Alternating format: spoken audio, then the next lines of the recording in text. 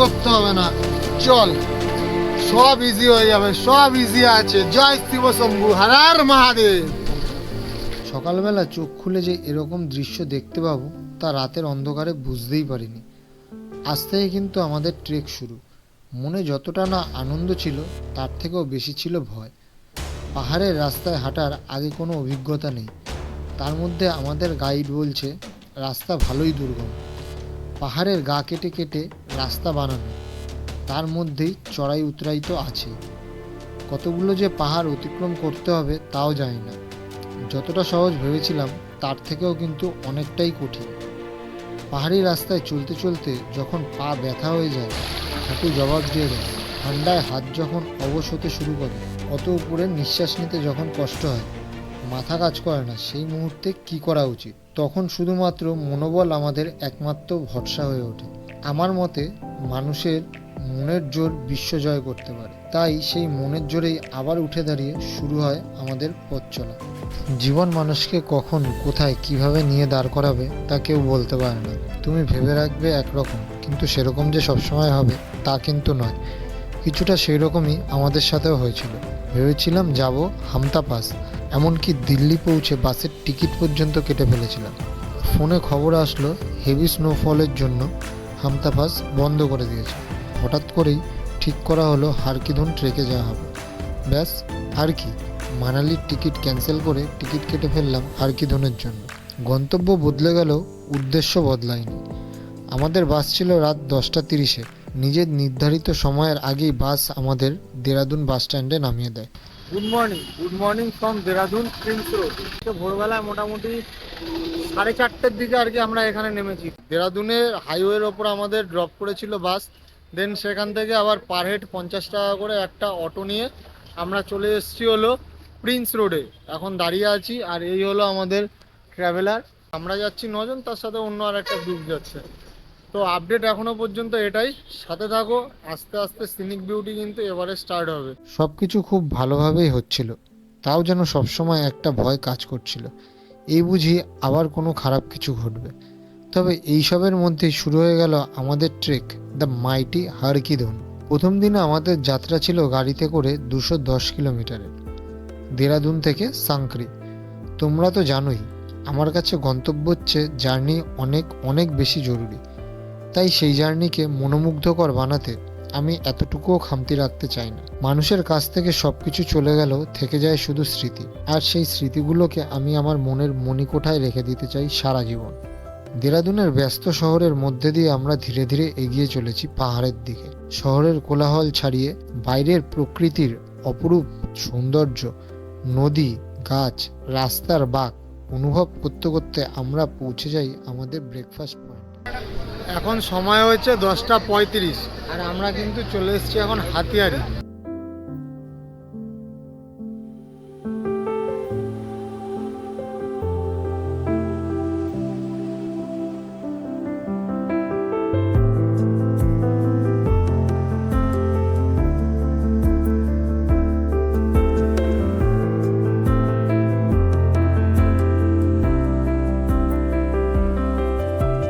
সকালের জলখাবার সেরে গাড়িতে উঠে কিছু দূর যেতে না যেতেই দেখলাম অনেক গাড়ির ভিড়। তো মোটামুটি গোটা 10 মিনিট ধরে আর কি এই জ্যামের মধ্যে ফেসে রয়েছি। ওইদিকে রাস্তায় ধস নেমেছে, জেসিবি দিয়ে মাটি তুলছে, রাস্তা ক্লিয়ার করানো হচ্ছে, দেন বেরাবো। মাঝে মাঝে মনে একটা প্রশ্ন আসছিল, এই জার্নিটায় এত বাধা কেন পড়ছে? কিন্তু একটা কথা আছে না, you have to cross the hurdles to reach the finishing point. তাই আর বেশি কিছু না ভেবে বন্ধুদের সাথে গাড়িতে গান শুনতে শুনতে, হাসি মজা করতে করতে এবং পাহাড়ের সেই বাকরুদ্ধ করা দৃশ্যের সময় যে কখন বয়ে যাচ্ছে তা বোঝাই যাচ্ছে না।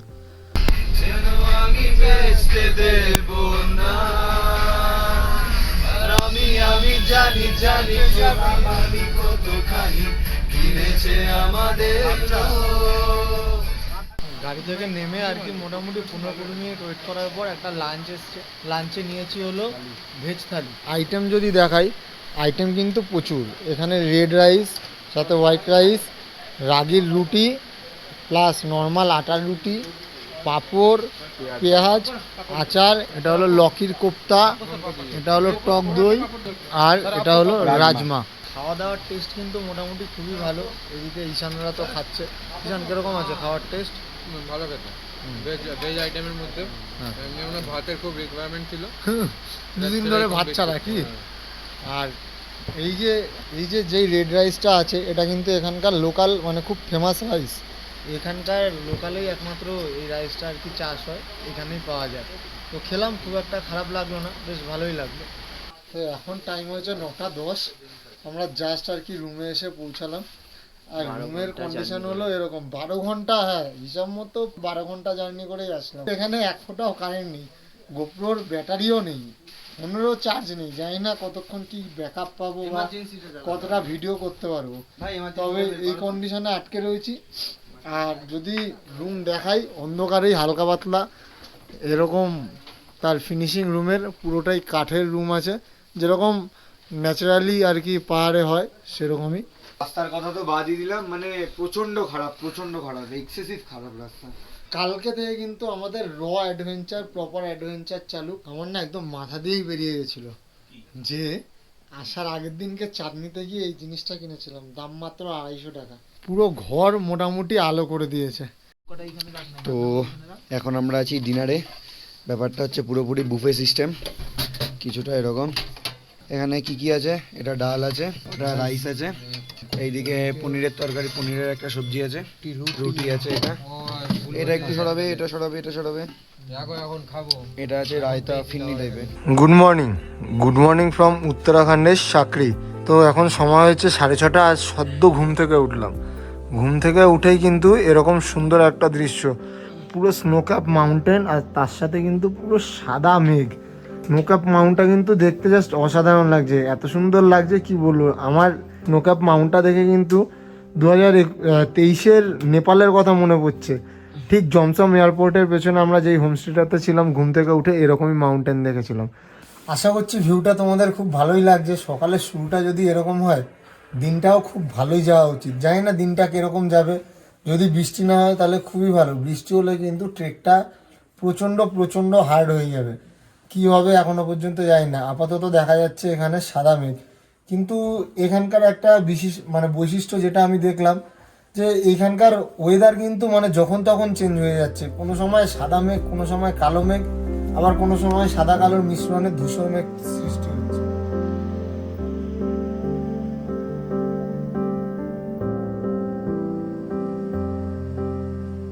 টাইম হয়েছে এখন 9:15, আর আমরা কিন্তু এখন চলে এসেছি ব্রেকফাস্ট করতে।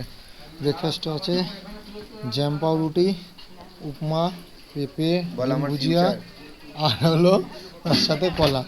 ব্যাপার এখন আপাতত খাওয়া দাওয়া করি একটু, দেন তারপরে ট্রেক স্টার্ট হবে। আর যদি বাইরের ওয়েদারটা দেখাই, বাইরের ওয়েদারটা কিন্তু এরকম, পুরো এরকম হয়ে রয়েছে, মেঘে পুরো ঢেকে গেছে। একটু আগে স্নোক্যাপ মাউন্ট দেখা যাচ্ছিল, যেটা তোমাদের দেখালাম, এখন কিন্তু আর সেই মাউন্ট নেই। পাহাড়ের গা ঘেঁষে কিন্তু মেঘ পুরো ভেসে চলেছে। দুটো পাহাড়ের মাঝখানের যে রাস্তা, সেটাকে বলে পাস। পাহাড়ের প্রত্যেক কটা পাসের ভেতর থেকে কিন্তু এখন খালি মেঘ ভেসে চলেছে, মানে অসাধারণ সুন্দর একটা দৃশ্য।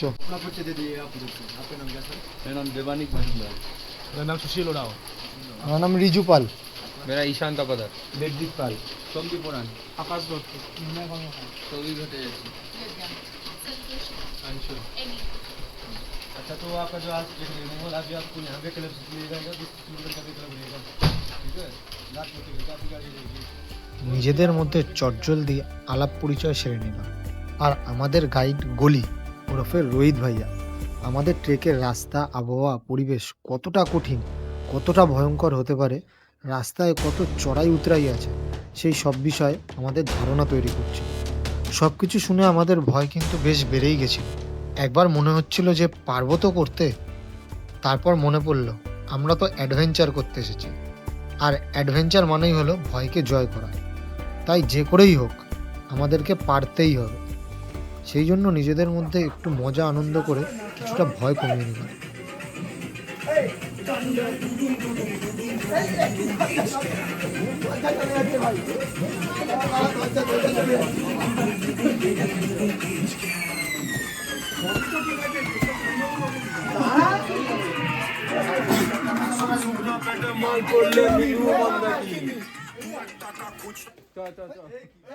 আস্তে আস্তে করে বেরাই, ট্রেকটা স্টার্ট করি, তারপর বলছি যে কোথা থেকে কোথায় যাচ্ছি, কি করছি না করছি সব খবর জানতে হবে। শুধু ধৈর্য ধরে একটুখানি ব্লগটা কন্টিনিউ দেখতে হবে। আমাদের টোটাল কত টাকা খরচা হচ্ছে, কি কি আমাদের রেন্ট নিতে হচ্ছে, পঞ্চু বা ট্রেকিং শ্যু যা যা লাগবে সব ইনফরমেশন পাবে। শুধু ধৈর্য ধরে একটু সাথে থাকো। আর এতক্ষণ ধরে যারা ভিডিওটা দেখছো, যদি ভিডিওটা ভালো লেগে থাকে অবশ্যই একটা লাইক, শেয়ার আর সাবস্ক্রাইব অবশ্যই করো। আর যদি খুব ভালো লেগে থাকে তাহলে বন্ধু বান্ধব, আত্মীয় পরিজন বা তোমরা যাদের সাথে ট্রেক করতে চাও তাদের ভিডিওটা অবশ্যই শেয়ার করো। আর ট্রেকিং শ্যু বলতে সেরকম কিছু নেই, এই শ্যুটা আমি নতুন কিনেছিলাম, এই শ্যুটা পরেই যাচ্ছি, দেখা যাক কতদূর কী হয়। জানি না ট্রেকিং শ্যু নিতে হবে কি হবে না। ট্রেক স্টার্ট হতে হতে কিন্তু অলরেডি অফরোডিং স্টার্ট হয়ে গেছে। কি বিভৎস জায়গা! এই জায়গাটা কিন্তু বলছে পুরোটাই রাস্তা ছিল, আর ল্যান্ডস্লাইড হয়ে এখন এরকম পুরো নিচের দিকে রাস্তাটা নেমে গেছে। এর মধ্যে থেকেই কিন্তু আমাদেরকে যেতে হবে।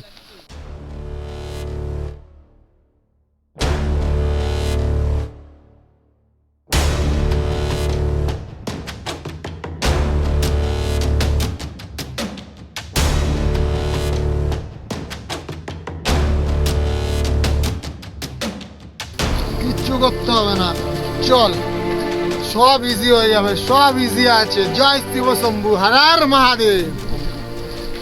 আমাদের জন্য কিন্তু ওই সামনে গাড়ি দাঁড় করানো আছে, ওই সামনের গাড়িটাই আমাদের। তো এটা হলো আমাদের গাড়ি, এই গাড়িতে আর কি জাস্ট ব্যাগ ট্যাগ যাচ্ছে, আর আমাদের জন্য সামনে আরও একটা গাড়ি আছে, সেই গাড়িতে করে আমরা এখন সবাই যাবো। আর এটা কিন্তু আমাদের নতুন গ্রুপ, ঠিক আছে, এদের সাথে নতুন পরিচয় হয়েছে, এরাও আমাদের সাথে একসাথে আর কি ট্রেকে যাচ্ছে। সাঁকড়ি থেকে বেরিয়ে আর কি এখন আমরা 20 কিলোমিটার গাড়িতে করে যাব হলো ধারকুট, দেন ওখান থেকে আবার 10 কিলোমিটার ওসলা পর্যন্ত আমাদের হলো ট্রেক পায়ে হেঁটে। তো আর রাস্তার কন্ডিশন কিন্তু এখানে এরকম অফরোড, বহুত বহুত খারাপ রাস্তা, প্রপার অফরোড। এখানে আমি এখন ভাবছি যে কেন বাইকটা নিয়ে এলাম না, কিন্তু যা বুঝতে পারছি সবাই ফুল এক্সাইটমেন্টে, ফুল জোশে আছে। এবার দেখতে হবে কতক্ষণ পর্যন্ত এই জোশটা আমরা ধরে রাখতে পারি নিজেদের মধ্যে। টাফ মস্তি কিন্তু সেই লেভেলের মস্তি হবে আশা করি। মানে সবার কথাবার্তা আর বডি অ্যাপ্রোচ দেখে বুঝতেই পারছো টাফ কন্ডিশনে টাফ একটা ট্রেক হতে চলেছে। আর কিন্তু দুম দাম আওয়াজ হচ্ছে বাইরে, যেটা শুনতে পাচ্ছি, গোপ্রো হয়তো ক্যাপচার করতে পারছে না। মানে রাস্তার এই যে পাথরগুলো কিন্তু দুম দাম চাকায় পড়ে ছিটকাচ্ছে, খুবই মানে রাস্তার অবস্থা খুবই খারাপ। সামনে আরো ভালো ভালো দেখাচ্ছি রাস্তা, আর এইগুলো রাস্তা নয়, এগুলোকে মদ কি কুয়া বলে, এই কুয়োর ভেতরে ঢুকেছি এখন। তো আমরা কিন্তু এখন সাংক্রিতে চলে এসেছি। এখানে আমাদের অনেকেরই রেনকোট নেই, বা যে রেনকোট আছে, যাদের রেনকোট আছে তাদের ব্যাকের কভার নেই। তো দুজনকেই বাঁচানোর জন্য এখান থেকে কিন্তু পঞ্চু নিচ্ছি, দেখাচ্ছি। খুব মজার একটা জিনিস পঞ্চু, অনেকেই চেনো অনেকেই চেনো না। আর এইখানে সাংক্রিত যেই দোকানটার নাম সেটা হলো অনুজ অ্যাডভেঞ্চার গিয়ার্স। এই দোকান থেকে আর কি এখানে রেন্টে আমরা সব জিনিসপত্র নিচ্ছি। এই শ্যুগুলো আছে এখানে, প্রচুর শ্যু আছে, সব রকমের পায়ের সাইজ অ্যাভেলেবেল। শ্যুগুলো হলো 5 দিনের ট্রেকের জন্য 500 টাকা চার্জ। আর এই পঞ্চু কিন্তু 200 টাকা করে পুরো ট্রেকের জন্য 5 দিনের জন্য। দেবানি পঞ্চুটা একটু পর, পুরো জাদু দেখি, টাকা টাকা টাকা, মাথাটা তোল। এই হলো পঞ্চু, জিনিসটা এত বড়, ব্যাগ ফ্যাগ সমেত সব ঢুকে যাবে। কাকতারুয়া না না, ওই যে বোতাম আটকাতে হয়, দেখাচ্ছি। এই হলো পঞ্চু, এগুলো কিন্তু 200 টাকা করে পুরো ট্রেকটার জন্য, মানে 5 দিনের জন্য 200 টাকা। আর বুটগুলো হলো 5 দিনের জন্য 500 টাকা। হ্যাভক যে একটা কস্টলি সেটা নয়, আবার খুব যে সস্তা তাও নয়, মোটামুটি অ্যাভারেজ নেওয়ার মতো। এখন যাব গাড়িতে ডারকোট, দেন তারপরে যাব হলো ওসলা। আমাদের 20 কিলোমিটার কিন্তু ডারকোটের জার্নি, এই ভাঙাচোরা অফরোড খারাপ রাস্তার মধ্যে দিয়ে যেতে হবে হলো ডারকোট। দেন ওখানে গাড়ি ছেড়ে দেবে আমাদেরকে, তারপরে কিন্তু আমরা যাব হলো ওসলা, যেটা 10 কিলোমিটার পুরোটাই পায়ে হেঁটে ট্রেক।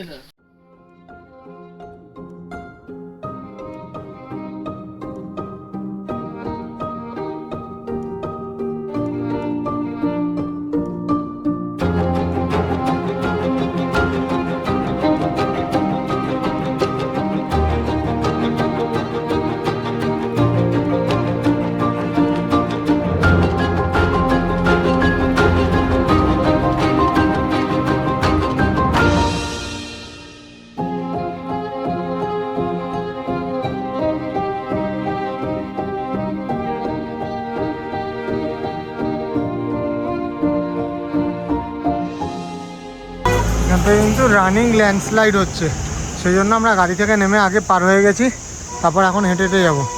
এই যে দেখো রানিং ল্যান্ডস্লাইড হচ্ছে,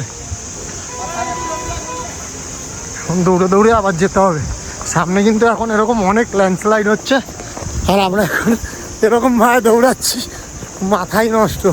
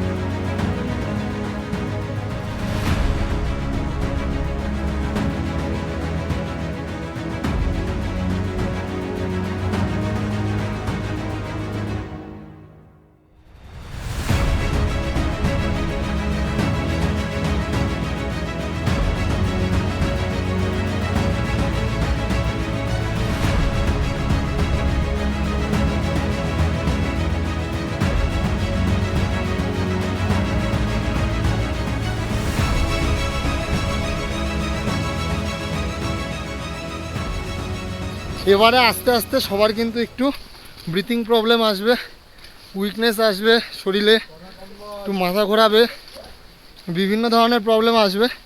তো আমিও কথা শুনে বুঝতেই পারছো হালকা পাতলা হাঁপাচ্ছি। ভাই কি ঠিক আছে তো সব? হ্যাঁ, অল ডান। একদম। চলো, অলরেডি দুবার আচার খেয়েছে, এই একবার ও একবার আচার খেয়েছে, ঠিক আছে অসুবিধা নেই। এগুলো পার্ট অফ ট্রেকিং ভাই। এইগুলো হলো সত্যি তাই, একদমই এগুলো কোনো হাস্যকর বা মজার ব্যাপার নয়। ট্রেক করতে গেলে এগুলো পার্ট অফ ট্রেকিং। এগুলো একটা ছোট্টখাটো এই মোমেন্টাম না হলে একটা নতুন মেমোরি ক্রিয়েট হবে না, মেমোরি ক্রিয়েট না হলে ট্রেকিংয়ের আগ্রহটা জাগবে না। ট্রেকিংয়ের আগ্রহ জাগানোর জন্য কিন্তু এই সমস্ত জিনিস অবশ্যই দরকার। আর এই হলো ল্যান্ডস্কেপ, যদি এরকম একটা ল্যান্ডস্কেপ পাওয়া যায় তাহলে তোমরাই বলো না কেন বারবার পাহাড়ের কাছে ছুটে আসবো না, কেন পাহাড়ের সাথে মিশে যাব না। প্রকৃতির মাঝে হারিয়ে যাওয়ার কারণ এই একটাই, ওপরে পাহাড় নিচে নদী এরকমভাবে বয়ে চলেছে, আর সাথে আসছি আমরা। এরকমভাবে ট্রেক জার্নি 10 কিলোমিটার ট্রেকের মধ্যে দিয়ে কিন্তু মোটামুটি প্রায় আমরা 2-2.5 কিলোমিটারের মতো ট্রেক করে চলে এসেছি। যতদিন বাঁচবো একটাই প্রে, যেন বারবার প্রত্যেকবার আমি এই পাহাড়েই ফিরে আসি। পরের জন্মে যদি মানুষ হয়ে জন্মাই যেন অবশ্যই এই পাহাড়েই মানুষ হয়ে জন্মাই। ওই কলকাতার যানজট জনবহুল এলাকা একদম তিত বিরক্তকর ব্যাপার। এই যে এরকম খোলামেলা পরিবেশ, এরকম একটা স্নিগ্ধ হাওয়া গা ছুঁয়ে চলে যাচ্ছে, এর যে কি ফিলিংস এটা ঘরে বসে বোঝা যাবে না। এর জন্য কিন্তু অবশ্যই আসতে হবে, এই পাহাড়ের মাঝে নিজেকে বিলিয়ে দিতে হবে, তবেই এর মর্ম বোঝা যাবে। এর মর্ম ঘরে ভিডিও দেখে ব্লগ দেখে কিচ্ছু হবে না। আর রাস্তা কিন্তু এরকম, এটা কোনো কৃত্রিমভাবে তৈরি নয়, এটা প্রাকৃতিকভাবে তৈরি। বহু ঝামেলা বহু কষ্টের পর কিন্তু আজকে এই ট্রেকটা আমরা করতে পারছি। ট্রেকের প্রথম থেকে প্রচণ্ড ঝামেলা বাওয়াল হয়ে গেছে, যাওয়ার কথা ছিল আমাদের হামতা, আসলাম শেষে হারকিদুম। দেখো চাকরি সারা জীবন করে যেতে হবে, যতদিন বাঁচবো ততদিন পর্যন্ত কাজ করে যেতে হবে, কিন্তু আজকে আমাদের বয়স আছে 25, ঠিক আজ থেকে আর 20 বছর পর কিন্তু আমাদের এই ক্ষমতা থাকবে না এতটা এনার্জি নিয়ে এরকমভাবে ট্রেক করার। তো আমার মূল বক্তব্য এটাই, সবাই লাইফে কাজ করো, কাজের মধ্যে একটুখানি ছুটি নিয়ে এই জায়গা ঘুরতে আসতে হবে, এরকমভাবে প্রকৃতির বুকে হারিয়ে যেতে হবে, এই অ্যাডভেঞ্চারের মজা নিতে হবে, তবে কিন্তু জীবনটা সার্থক। মানুষ হয়ে জন্মে সারা জীবন কাজ করে মরে গেলাম, এটা কোনো লাইফ না। লাইফে একটু অ্যাডভেঞ্চার আনো, একটু থ্রিল আনো, তবে না হবে জীবন সার্থক। আজকে তোমরা যারা যারা আমার ভিডিও দেখছো সবাইকে একটাই কথা বলবো, ভিডিওটা দেখে নিজেদের মনে একবারের জন্য হলেও মনে হচ্ছে কাশ আমরা যেতে পারতাম। যতদিন মনে করবে ততদিন কাশ কথাটা চলে আসবে। কিচ্ছু মনে করার নেই, চলে আসো চোখ বন্ধ করে। ঘুরতে হ্যাবক কিন্তু বাজেট লাগে না। আমাদের টোটাল এই ট্রেকটার এতদিনের খরচা মাত্র 15,000 টাকা বাজেট। 15,000 টাকা নিয়ে চলে এসেছি। অ্যাপ্রক্স যারা মাসে অন্তত 30,000 টাকার কাজ করো তারা আরামসে বছরে একটা করে 15,000 টাকার ট্রেক বা 15,000 টাকার ভালো ভালো জায়গা ঘোরা হয়ে যায়। এইটুকুনি খরচা করতেই পারো। হ্যাঁ, মূল কথা বলার হলো এটাই ব্যাপার যে যত খুশি কামাও, যত খুশি সেভিংস করো, ফিউচারের জন্য সেভিংস তো করতেই হবে, কিন্তু এই যে ঘোরার মজাটা এটা কিন্তু ফিউচারে পাবে না। একটাই কথা, ঘোরো বাস। আমরা পাস কুছ नहीं है, ला रहा है तुम्हारे लिए। एक चाहिए आराम से। Let's go guys.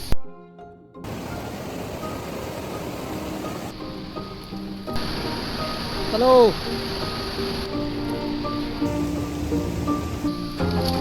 आस्ते आस्ते आस्ते आस्ते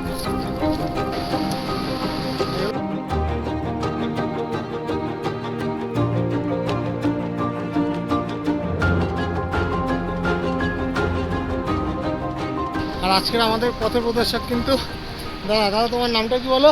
मेरा नाम रोहित राणा। रोहित राणा। Yes sir. बहुत खरा। हाँ जब चढ़ते हो तो सीधा यूं नहीं, अच्छा सीधा एंगल ट्विस्ट हो जाते हैं। अच्छा आगे चलने सीधा यूं। আচ্ছা সাইডস। ওকে, খুব ভালো একটা জিনিস বললো দাদা। তো হাঁটতে হাঁটতে আমরা হাঁপিয়ে গেছিলাম, যেহেতু এতটা খারাপ রাস্তা উঠেছি সেই কারণে বেশ কিছুক্ষণ রেস্ট নেওয়া হলো, মোটামুটি 2-4 মিনিট। এবারে এখন আস্তে আস্তে আর কি সবাই আবার হাঁটা শুরু করলাম। সামনে বেশ কিছু লোক আমাদের টিম এগিয়ে চলে গেছে। আমি সবার পেছনে থাকছি, যেহেতু ব্লগ করতে হচ্ছে, ক্যামেরা করতে হচ্ছে, ফুটেজ নিতে হচ্ছে, সেই কারণে গোটা টিমের তেল কিন্তু আমি সবার লাস্ট। আমি অ্যাসিওর করে দেবো যে আমার পেছনে আর কেউ নেই। তো সময় হয়েছে এখন 3:10। ট্রেক করতে করতে সবাই এখন ক্ষুধার্ত মোটামুটি, তাই এখানে কিন্তু লাঞ্চ টাইম চলছে, সবাই বসেছে, ওখানে লাঞ্চ খাওয়া হবে। এটা একদম মারাত্মক, পুরো জমে যাচ্ছে হাত। তবে জলটা কিন্তু পুরো পরিষ্কার, পুরো ক্রিস্টাল ক্লিয়ার জল আছে, একদম পুরো চকচক করছে জল। এরকম পাহাড় চারিদিকে, চারিদিকে পাহাড়, আর তার মাঝখানে এখন দুপুরের লাঞ্চ। মানে ব্যাপারটা বুঝতে পারছো? সামনে না আসলে বোঝা যাবে না। সেই জন্য বারবার বলি, জীবনে কাজবাজ করে অবশ্যই পাহাড়ে ঘুরতে হবে। তো এটা হলো দুপুরের লাঞ্চ, প্রকৃতির মাঝে এরকম 2 করে পরোটা আর অল্প একটুখানি সবজি দিয়ে। টেস্টও যেরকম ভালো, এরকম এই প্রকৃতির মাঝে বসে খেতেও কিন্তু বেশ মজা লাগছে। এখানে কিন্তু ট্রেকে একদম পেট ভরে খাওয়া যায় না, সামান্য কিছু পেট ফাঁকা রাখতেই হয়, নয়তো হাঁটতে চলতে প্রচণ্ড অসুবিধা হয়। দুপুরবেলায় খাওয়া দাওয়ার পরে কিন্তু প্রাকৃতিক একদম চিল ঠান্ডা জলে হাত ধুলাম, আর দেন এখান থেকে এখন জলটা ভরবো। জলটা ভরে ঠান্ডা জলটাই কিন্তু পুরো খাবো। মারাত্মক মারাত্মক, যেরকম ঠান্ডা সেরকম টেস্ট। এখানে কিন্তু একটা ছোট্ট ঘর আছে, একদম পাথর দিয়ে বানানো, ছোট ছোট পাথর দিয়ে সুন্দর ঘর। ঘরটার ভেতরে একটা ইন্টারেস্টিং জিনিস দেখাই। ভেতরে এখানে কিন্তু দাদারা আটা ভাঙছে। এই মেশিনটা কিন্তু পুরোটাই জলে চলছে, নিচে জল যে যাচ্ছে সেইখানে মেকানিজম করা আছে, সেই মেকানিজমে এটা কিন্তু ঘুরছে। জলবিদ্যুৎ যেরকমভাবে তৈরি করা হয় সেরকম সেটিংস করা আছে কিছুটা, সেই হিসাবে কিন্তু সেই জলের প্রেশারেই কিন্তু এই মেশিনটা ঘুরছে। ভেতরে পড়ছে, ये आटा निकल रहा है साइड से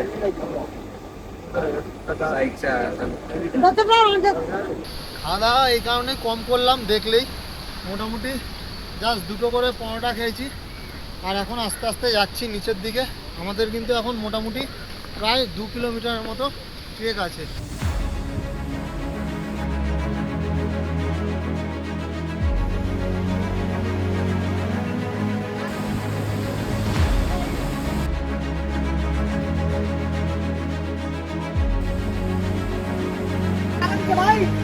পা চেপে চেপে।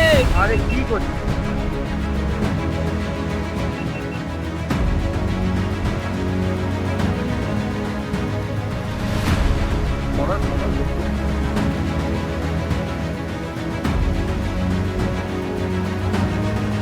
আমার ফুটেজটা নিয়েছে আমি যখন ক্রস করছিলাম।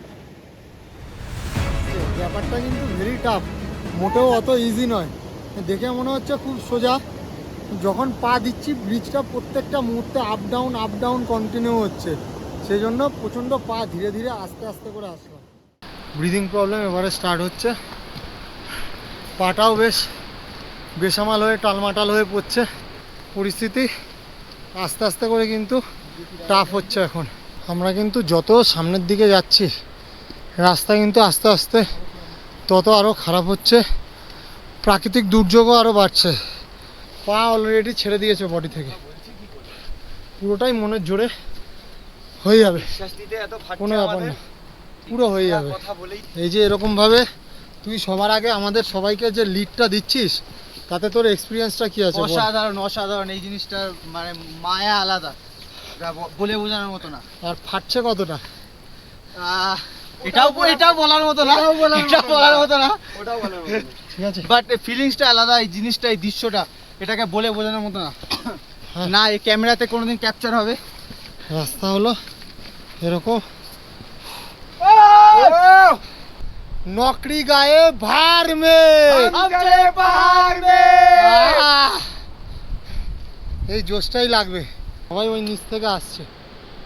হ্যাঁ, আমরা কিন্তু চলে এসেছি এই ওসলা, আর এই ওসলার ভিলেজ কিন্তু এখান থেকে স্টার্ট। আমাদের ট্রেক মোটামুটি অলমোস্ট ডান আজকের জন্য। হ্যালো আঙ্কেল, হ্যালো, আচ্ছা না। হ্যাঁ, দিন শেষে আমরা পৌঁছেছিলাম আমাদের আজকের গন্তব্য ওসলাতে। সামিট পয়েন্টে পৌঁছে সবার সাথে হাত মেলাতে মেলাতে আমাদের আজকের মতো ট্রেকিং শেষ করলাম। ক্লান্ত এবং বিধ্বস্ত শরীরে রুমে পৌঁছে সবার আগে ফ্রেশ হয়ে নিলাম। তারপরে কিছুক্ষণ বিশ্রাম নিয়ে শরীরকে সুস্থ এবং চনমনে রাখতে, মনকে শান্ত করতে সবাই মিলে কিছুক্ষণ যোগাভ্যাস করে তারপর সন্ধ্যার টিফিন করে মাফিয়া খেলার মাধ্যমে আজকের দিনটা শেষ করলাম। थोड़ा ऐसा राक्षस वाला वो होता है ना, जो उनका लाभ वैसा। तू क्या कहना चाहती है? भाई मैं ना सुनती। चल आप फॉलो करेंगे ऐसा? यस करो चलो। करो, यू आर द लीडिंग। ही हा हा हा हा। वापस वापस वापस।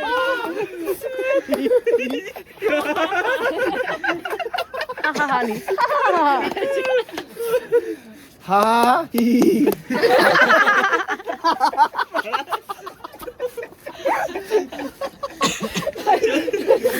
भाई once more भाई। एक और बार बताओ क्या करना है, चलो। Yes, got it. You guys are really mean. जब मैं clear hint दे, अरे वोट करो। This is the dead guy laughing. Vote करो, वोट करो। साफ हिंट दे रही हूँ मैं। एक्चुअली कोलकाता में इतना ज्यादा स्कैम बढ़ गया। তো এই হলো আজকের ডিনার অ্যারেঞ্জমেন্ট। আজকে কিন্তু যতজন আমরা একসাথে ট্রেক করছিলাম সবাই আছি। এতক্ষণ ধরে তো দেখলে যে আমরা মাফিয়া গেমটা খেলছিলাম, আর মাফিয়া গেম খেলতে খেলতে হঠাৎ করেই দাদারা এখানে খাবার দাবার নিয়ে চলে এসছে। একসাথে বসেই আর কি সবাই ডিনার করছি, প্রচণ্ড মজা হচ্ছে। এখানে যেটা একটাই প্রবলেম, সেটা হলো ঘরে ইলেকট্রিসিটি নেই। তখন দুই ছোট্ট একটা লাইট জ্বলছে, আর আমরা এই লাইটটা পার্সোনালি নিজে থেকে নিয়ে এসেছি, সেই কারণে ঘরটা মোটামুটি আলো আছে যথেষ্ট দেখার জন্য। তো এইভাবেই খাওয়া দাওয়াটা চলছে। জাস্ট সদ্য আর কি খেয়ে উঠলাম, খেয়ে উঠে বাইরে হাত ধুতে এসেছিলাম। এখানে জাস্ট বাইরের আকাশটা দেখো, একদম পুরো ক্রিস্টাল ক্লিয়ার, তার সাথে সাদা মেঘ চাঁদের পাশ দিয়ে ভেসে যাচ্ছে। দারুণ লাগছে আকাশটা। জানি না আমি ভিডিওতে কতটা কি বোঝা যাচ্ছে। এখন সময় হচ্ছে হলো 10:29, আর এই প্রথম মনে হয় ট্রেকে এসে এত তাড়াতাড়ি আমরা শুয়ে পড়েছি। সবাই মোটামুটি ফ্ল্যাট, আর এতক্ষণ ধরে তো দেখলেই বেশ সুন্দর খেলাটা হলো আমাদের। হ্যাঁ, এরকম হলো সিটিং অ্যারেঞ্জমেন্ট। এখানে আমি আর ভাই এরকম ভাবে, আর এই দিক থেকে সবাই এরকম ভাবে শুয়ে পড়েছে। না গাইস, তো আমাদের মধ্যে এখনো এনার্জি আছে। ঠিক আছে, উই আর স্টিল ট্রাইং। আমরা অনেকটা আজকে ফার্স্ট টাইম ট্রেক করেছি, বাট ঠিক আছে, প্রথম দিনের জন্য অনেক বেশি করে ফেলেছি। এবার আমরা ঘুমাতে যাই। Good night, sweet dreams, tata, love you. চলো, তো আজকের ভিডিও এতটাই। কালকে হেপটিক একটা বড় জার্নি আছে, প্রায় 10 থেকে 11 কিলোমিটারের জার্নি, অনেকটা অল্টিটিউড গেইন করব। বাদ বাকি ডিটেলস কালকে দিচ্ছি। চলো, টাটা, গুড নাইট।